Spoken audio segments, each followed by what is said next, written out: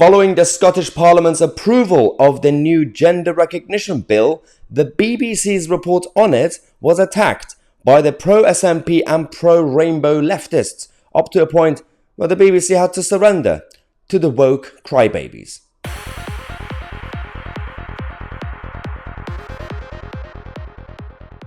Welcome back to the show. It seems like these days, every type of establishment that we have, whether it's the media establishment, cultural establishments, or of course the political establishments, are definitely run by either weak and feeble leaders or definitely been infiltrated by those with an agenda of leftism to promote something and their own values or whatever. So this is a problem that we're currently having in this country. The BBC, that's supposed to be the BBC, simply reported on what happened in the Scottish Parliament. This is the initial report.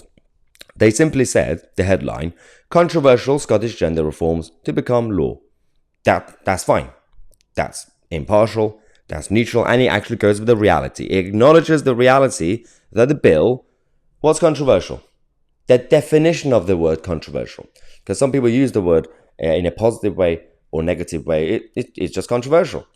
But you had all the pro-SNP minions and the cybernats, and of course the pro-rainbow unicorny people going crazy, including Benjamin Cohen from Pink News, saying, "You tried your best, BBC News and other legacy media, to stop the progress okay for LGBT plus rights, by spreading false information, but you failed.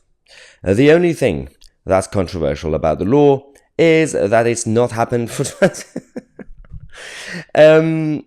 see, you can't change the definition of controversial to make it suit your own narrative. It makes no sense. But the sad news that we have is the BBC caved in. They surrendered. They changed the headline from what you see on the left to what you now see on the right, to changing gender to be made easier in Scotland.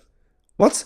Are you kidding me? Why? Why do you have to surrender? Why do you have to be so weak? Now, of course, parts of the people who work at the BBC are already woke anyway. And the other part, the ignorant idiots, the dinosaurs of media, sitting there saying, "Oh, I'm so sorry, I made a mistake. Please forgive my ignorance. I will learn. I will go to another woke diversity session and training lesson to find out more about being progressive." It's bad. It's definitely bad. Now, the BBC historically has had a lot of articles about things that are controversial, including food.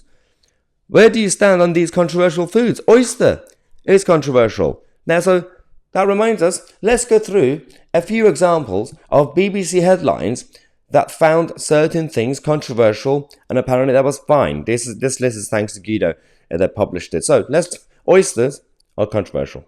Food, that's good. Next, Matt Hancock. Why is the ex-health secretary a controversial figure? So Matt Hancock is controversial, so that's fine. At least we know where we stand. And by the way, he is controversial. Next, a series of controversial changes to the way protests are policed will shortly become UK law. So other laws can be controversial. The BBC acknowledges that some policing laws could be controversial. Good. We know where we stand. Next, Richard III is controversial. Why Shakespeare's Richard III became a controversial villain? I mean, maybe because he was controversial. So again, the BBC acknowledges Richard III was controversial. Cool. Next, Graffiti Attack on the controversial town centre seats. So town centre seats are controversial. We got everything is controversial apart from the Scottish Parliament's gender recognition bill. This is a clown world. This is definitely, as I always say, the circus is run by clowns.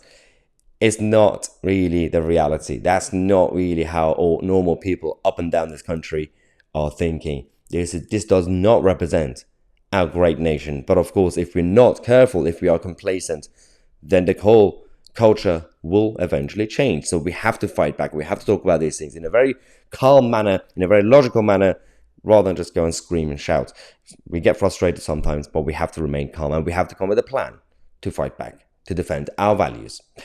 Thank you so much for watching. We're going to come back in half an hour on my Tousi, and we are the media.